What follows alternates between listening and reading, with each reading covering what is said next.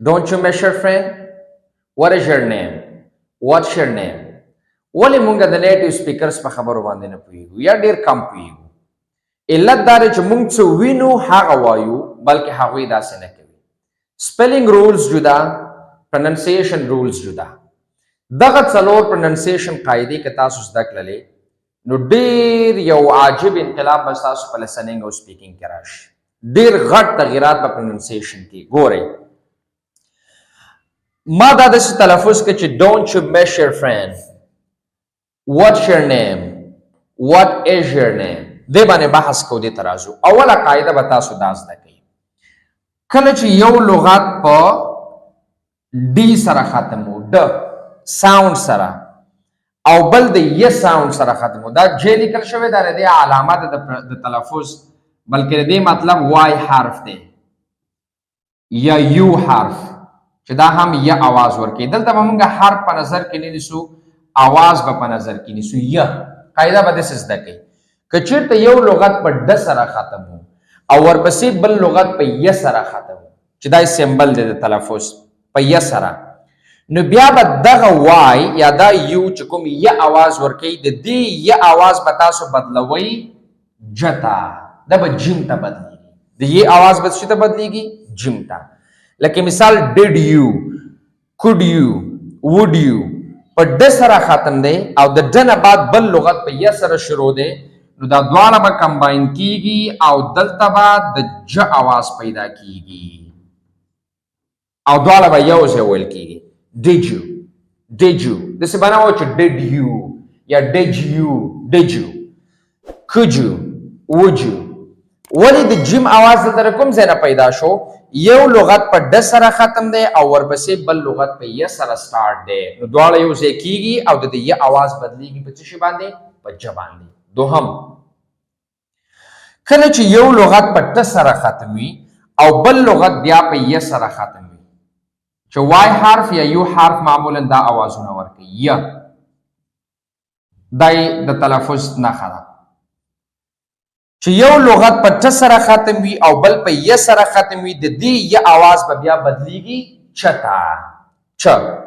دا به داسې وایو don't you, can't you, what you. دلته د چ आवाज د کوم ځای نه پیدا شو؟ یو لغت حرف یو لغت ختم دی په ټ سره او بل لغت شروع دی په ی سره، نو د دې ی आवाज بدلیږي چتا او د یو لغت په شکل به وایو don't you, can't you, what you. دریم، کله چې یو لغت په س سره ختم وي او بل لغت په ی سره ختم وي،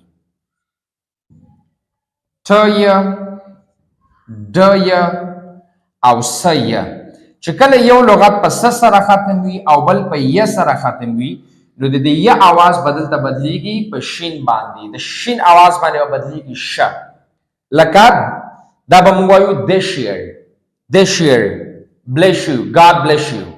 اوس اکثر استادان ویډیو کوي په اخر کې و چې God bless you، لاندې بس بیا خلک کمنټونو کې خاندي چې دا bless you دی که bless you دی. ګوره قاعده بس ده کوي، ځان به پوه کوي په دې باندې چې دا د پروننسیشن په امریکن انګلیش کې د پروننسیشن رولز دي. استاد غلط نه دی ویلی، استاد صحیح ویلی دی، البته تاسو معلومات دې په اړه باندې نه لرئ.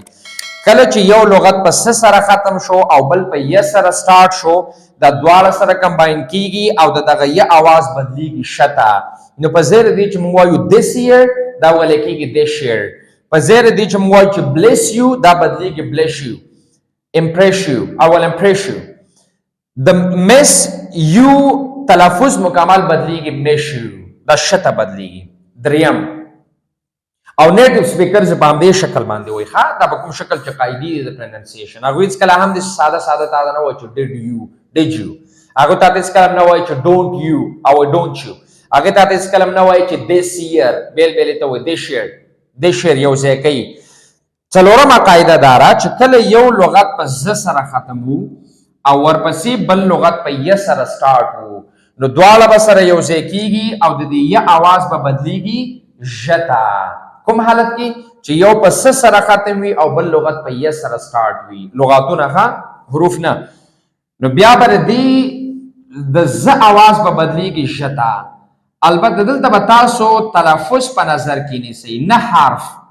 سیدا دا کېدای شي اس وي د زی आवाज ورکی یا خپل زد وي د زی आवाज ورکی دا به کې مهمه نه د आवाज په نظر کې نیسي اوس دلته دا اس نه ویل کېږي دا ویل کېږي از نو ګوره د دې आवाज زده کنه نو موږ حرف نظر کې نه نیسو دا خو موږ आवाज لیکل دي आवाज کاغه د اس د زی आवाज ورکو خپل زد د زی आवाज ورکو دا از ز ویل کېږي از دا ز ویل کېږي واز دا ز ویل کېږي نو دغه ز په سروسته ی راغی نو دا به بدلیږي او ژ ته به بدلیږي اژیو په ځای د دې چې موږ وایو چې اژیو اژیر واژر نو دغه د س اواز چې وروسته پسې ی راغی بدلیږي ژ ته اوس دغه جملې چې ما لیکلي دلته ګوره دلته ټ راغی او ورپسې ی راغی نو دا به بدلیږي په چ باندې دلته س راغی او ورپسې ی راغی دا به بدلیږي په ش باندې نو موږ دا څه وایو چې don't you miss your friend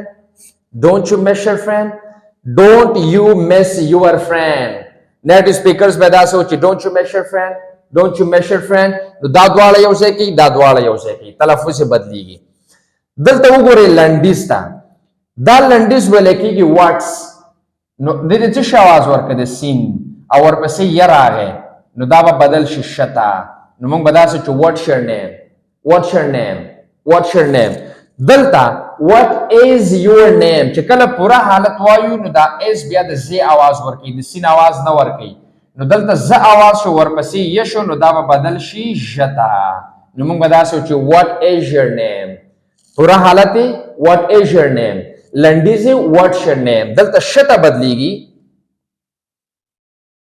ش او دلته ژ ته بدلیږي ځکه د دې आवाज ز دی او د دې आवाज څه دی نو what's your name what is your name don't you miss your friend نو دې قاعدو سره کچرته په همدغه شکل باندې تاسو زده کړل نو بیا چې کله نیټیو سپیکرز خبرې کوي تاسو په تر ډیره حد باندې پاغه باندې پوهیږئ په اول وخت شاید مشکل ورسره سره مکمل تاسو عادت کیږئ بیا دا خبره یاداوري کوم چې دلته به تاسو حروف په نظر کې نه نیسئ بلکې تلفظ په نظر کې نیسئ یا आवाज شراغه کدا د وایلس طریقه راغه او کدا د یو له طریقه راغه مثال زه یو کې یو مثال جوړ کم چې دلته ما ټول وای کې مثال نه ولیکل مثال زه وایم چې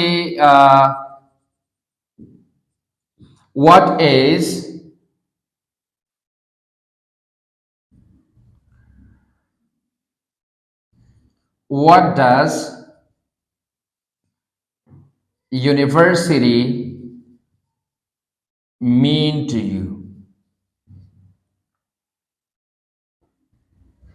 اوس دلته چې کله دا does university دلته دا ز شو او دا ی شو او ضرور نه ده چې دلته به د ز لپاره حتما زد راغلی نه اماغه اس راغله د زی आवाज ورکی ضرور نه ده چې د ی لپاره به حتما دلته وای راغلی یو د ی आवाज ورکی کنه आवाजونو سره زمون کار دی نو دلته یو لغت په ز आवाज سره ختم شو بل په ی سره ختم شو موږ دا سوچ what does university mean to you what does university mean to you په ځای کې چې what does university mean to you دا رول شو چې اول ز شو او بیا ی شو आवाज بدل شو په څه باندې په ژ باندې what does university mean to you what does university نو دلته دغه ژ د کوم ځای نه پیدا شو دا ز سره ختم دی دا ی سره شروع دی دواړه کمباین کیږي د ی आवाज بدلیږي په څه باندې په ژ باندې